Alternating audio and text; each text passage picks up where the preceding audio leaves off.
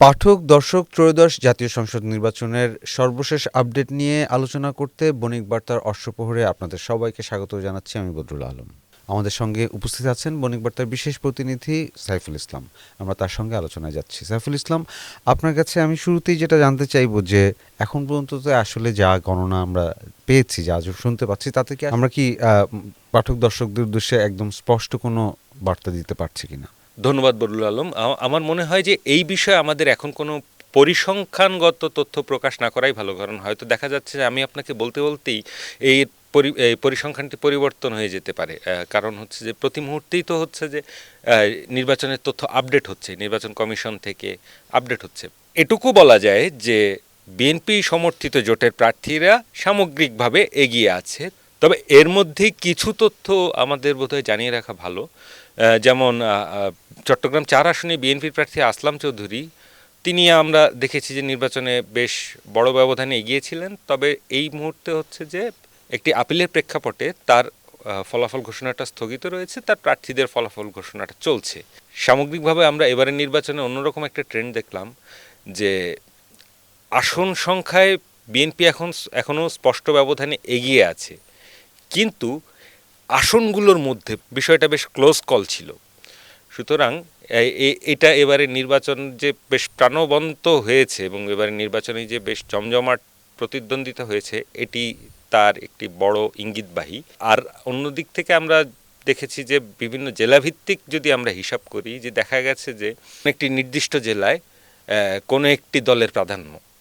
আমরা দেখেছি যে কোনো একটি নির্দিষ্ট জেলায় বিএনপির প্রার্থীরা সব আসনেই জয়লাভ করেছেন অথবা প্রায় সব আসনে জয়লাভ করেছেন। একইভাবে জামাত জোটের প্রার্থীরাও দেখা গেছে যে তাদের জয়লাভের ক্ষেত্রগুলোকে আমরা আসলে জেলাভিত্তিকভাবে দেখতে পারি। যেমন আমি আপনাকে বলতে পারি চট্টগ্রামে 16টি আসনের মধ্যে 14টিতেই বিএনপি জোট সমর্থিত প্রার্থীরা জয়লাভ করেছেন অথবা জয়লাভের পথে রয়েছেন, বাকি দুটিতে জামাতের। আবার একইভাবে কুমিল্লার দিকে যদি তাকাই, কুমিল্লার 11টি আসনের মধ্যে 8টিতে বিএনপি জোট সমর্থিত প্রার্থীরা জয়লাভ করেছেন অথবা জয়লাভের পথে এগিয়ে আছেন। বাকি 3টি আসনের মধ্যে 2টি পেয়েছে জামাত সমর্থিত জোট, যার মধ্যে একটি আছে এনসিপির হাসনাত আবদুল্লাহর আসনটি, আর আরেকটি আসনে বিএনপির বিদ্রোহী প্রার্থী স্বতন্ত্র হিসেবে লড়াই করে জয়লাভের পথে রয়েছেন। আবার সাতক্ষীরা মেহেরপুরের মতো কয়েকটি জেলায় আমরা দেখেছি যে এর সবকটিতেই জামাত অথবা জামাত সমর্থিত জোটের প্রার্থীরা জয়লাভ করেছেন। সাইফুল ইসলাম, আপনি আমাদেরকে একটু বলবেন যে রাজনৈতিক দলগুলো তরফ থেকে এই যে গণনার মাঝখান থেকে আসলে কি ধরনের প্রতিক্রিয়া দেখাচ্ছেন? আমার প্রশ্নটার আরেকটি কারণ হচ্ছে কি, আপনি ক্লোজ কলের কথা বলছিলেন, কিন্তু এই ক্লোজ কল নিয়ে একটা অভিযোগ একটা বড় দল থেকে আমরা জানতে পেরেছি। এই প্রতিক্রিয়া, রাজনৈতিক দলগুলোর প্রতিক্রিয়া বা অভিযোগ সম্পর্কে যদি আপনি একটু বলতেন।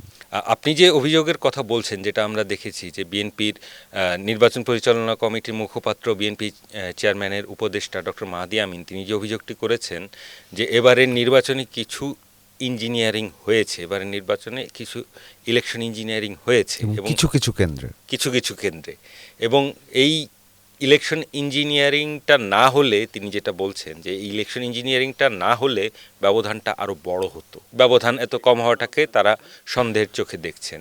আর অন্য দলগুলোর ক্ষেত্রে বাংলাদেশ জামায়াতে ইসলামীর ভোট গ্রহণ শেষ হওয়ার পর যখন আমি কথা বলছি, এই সময় পর্যন্ত বাংলাদেশ জামায়াতে ইসলামীর পক্ষ থেকে আনুষ্ঠানিক কোনো অভিযোগ জামায়াতে ইসলামীর পক্ষ থেকে আসেনি। তবে ঢাকা 8 আসনের ফলাফল নিয়ে আমরা যেটা দেখলাম যে এনসিপির আহ্বায়ক নাহিদ ইসলাম দলের কর্মী সমর্থকদের ঢাকা 8 আসনের দিকে যাওয়ার জন্য আহ্বান জানিয়েছেন। সেখানে হচ্ছে নির্বাচনের ফলাফল নিয়ে তাদের হয়তো কোনো আপত্তি বা অভিযোগ আছে, সেটা আমরা সময়ের সঙ্গে স্পষ্ট হয়ে যাবে। আমরা কি আসলে এই গণনা চলাকালীন সময় আমরা ভোটারদের কোনো রেসপন্স পেয়েছি কিনা? এখন পর্যন্ত যে গণনা, তা নিয়ে আপনার কাছে কোনো ভোটারদের কোনো প্রতিক্রিয়া আছে? এখন পর্যন্ত আমরা ভোটারদের কাছ থেকে তেমন কোনো নেতিবাচক কোনো প্রতিক্রিয়া আমাদের চোখে পড়েনি।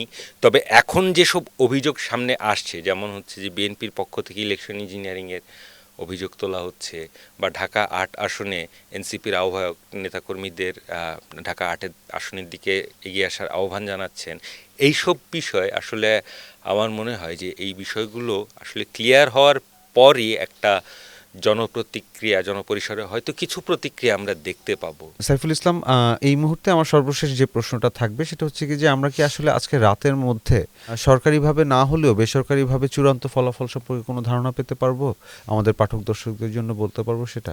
আমার মনে হয় এই বিষয়ে আমাদের স্পষ্ট কোনো উত্তরে না যাওয়াই ভালো, কারণ আমরা অতীতেও দেখেছি অল্প কয়েকটি আসনের জন্য গোটা ফলাফল ঘোষণা প্রক্রিয়াটি বেশ বিলম্বিত হয়েছে।